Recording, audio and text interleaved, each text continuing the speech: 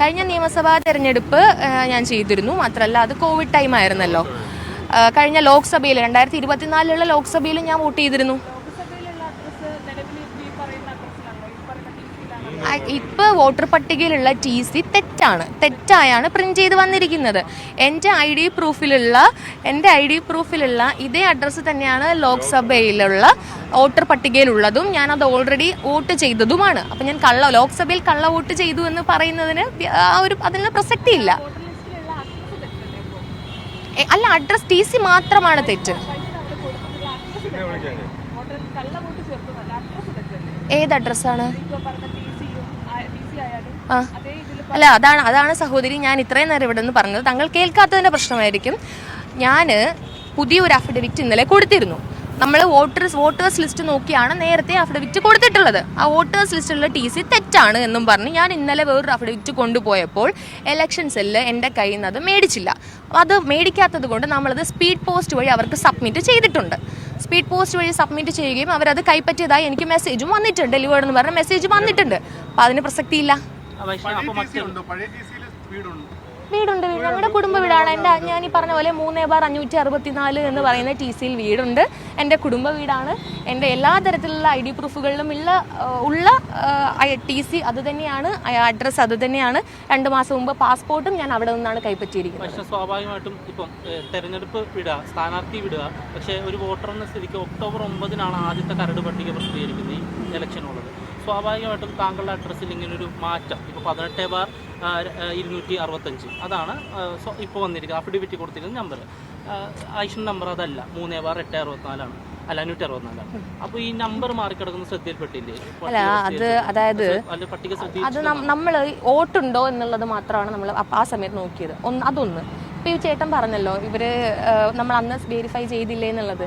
അപ്പോൾ ഈ ഒക്ടോബർ 9 പ്രസിദ്ധീകരിച്ച കരട് വോട്ടർ പട്ടിക വച്ച് ഇവരെന്തേ പരാതിപ്പെട്ടില്ല? ഞാനൊരു സ്ഥാനാർത്ഥിയായി വന്നതിന് ശേഷമാണ് ഇവർ ഇത്തരത്തിലുള്ള പരാതിയുമായി മുന്നോട്ട് വരുന്നത്. അതായത് ഞാൻ സ്ഥാനാർത്ഥി ആയില്ല എങ്കിൽ എനിക്കെതിരെ പരാതി വരില്ല. എനിക്ക് സുഖമായി വോട്ട് ചെയ്തിട്ട് പോകാൻ പറ്റുമായിരുന്നു. അതാണ് ഞാൻ ചോദിക്കുന്നത്. സ്ഥാനാർത്ഥി ആയതിനു ശേഷമാണ് ഇങ്ങനൊരു പരാതി വരുന്നത്. ഒക്ടോബർ മുതൽ നവംബർ വരെ ഇവരെന്താ പരാതിപ്പെടാഞ്ഞത്? അതുവരെ ഇവർ വെരിഫൈ ചെയ്തിട്ടില്ല. ഇനി അതുവരെ ഇവർ വെരിഫൈ ചെയ്തിട്ടുണ്ടെങ്കിൽ തന്നെ ആ പരാതിക്കാരൻ പറയുന്നുണ്ട് ലോക്സഭയിൽ തന്നെ ഇത് തെളിഞ്ഞതാണ്. അപ്പോൾ പരാതിപ്പെടാനുള്ള സമയം കിട്ടിയില്ല. ലോക്സഭയിൽ എങ്ങനെ പരാതിപ്പെടും? വോട്ടർ പട്ടിക ഞാനിപ്പോൾ നിങ്ങളെ കാണിച്ചല്ലോ.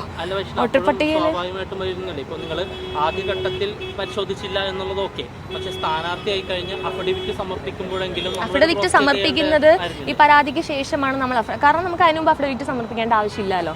പരാതിക്ക് ശേഷമാണ്. അപ്പോഴത്തേക്കും ഇത് തിരുത്താനുള്ള സമയം കഴിഞ്ഞു പോയിരുന്നു. തിരുത്താനുള്ള സമയം കഴിഞ്ഞു പോയി. വോട്ട് ചേർക്കാനുള്ള സമയം കഴിഞ്ഞതിന് ശേഷമാണ് ഈ പരാതി വരുന്നത്. ഇനി നമുക്ക് ഇതിലൊന്നും ചെയ്യാനില്ല. ഈ പരാതിക്കാരൻ ധനേഷിന്റെ 2064 20ഓളം വോട്ട് ചേർത്തിട്ടുണ്ട്.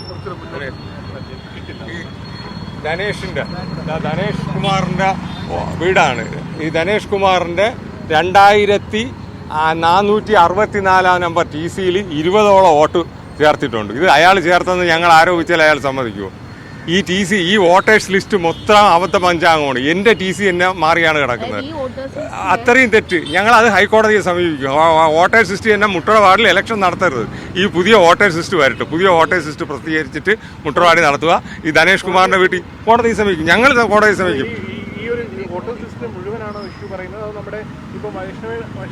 വൈഷ്ണവയുടെ കാര്യമുണ്ട്, വോട്ടേഴ്സ് ലിസ്റ്റ് മുഴുവനും തെറ്റാണ്. എല്ലാവരും TC വ്യത്യാസമാണ്. ഈ ധനേഷ് ഇതിന് ഉത്തരം പറയണം. ഇതെങ്ങനെ ഈ ഒരു TC 2 മുറിയുള്ള വീട്ടിൽ 20ഓളം പേരെങ്ങനെ വന്നു? ഈ 2464 ധനേഷിന്റെ വീട്ടിൽ ഉള്ള ആളുകളാണ്. ഇതാണ് ഇത്രയും പേര്. ഇത് വെച്ചുകൊണ്ട് ഇലക്ഷൻ നടത്തിയാൽ നീതിപൂർവമായിട്ട് നടത്തില്ല. 5 നമ്പർ വോട്ടാണ്. 5 നമ്പർ വോട്ടാണ് ധനേഷിന്റെ വോട്ട്. അതിന് ഞങ്ങൾക്ക് വരാതെ